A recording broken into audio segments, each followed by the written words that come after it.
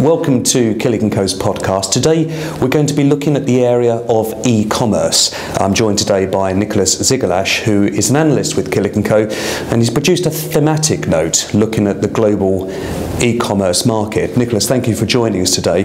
Well, e-commerce feels like it's been around for a long time. We're all quite used to buying things online. Have we not missed the boat with e-commerce? Is there still more growth to go for? While e-commerce has been around for 10-15 years, it is still a very small portion of total global commerce, retail sales.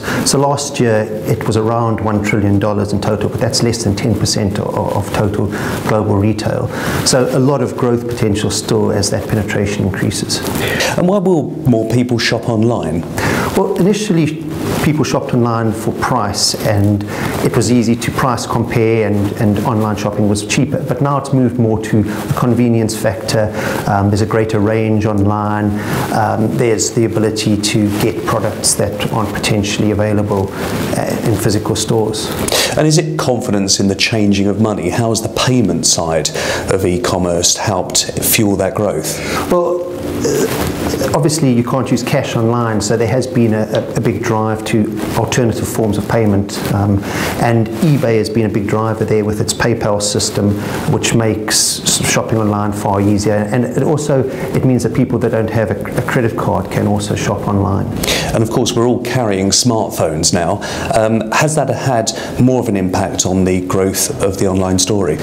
Yes, the mobile internet, the ability to access the internet over your smartphone or tablet when you're out and about, has had a big impact, because people can now shop sort of anywhere, anytime, for anything, and companies are positioning themselves to take advantage of this. So Amazon has mobile apps that allow you to just scan a barcode when you're in a shop and it tells you the Amazon price.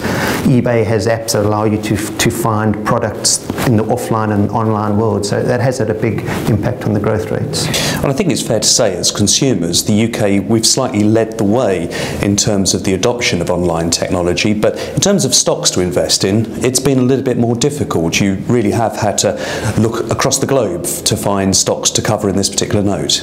Yes, so in this note, our primary recommendations are Amazon, because it is the global leader in e-commerce, with very strong fulfillment systems that allow them to deliver next day, a very wide range, and they also now offer products from third-party vendors on their site.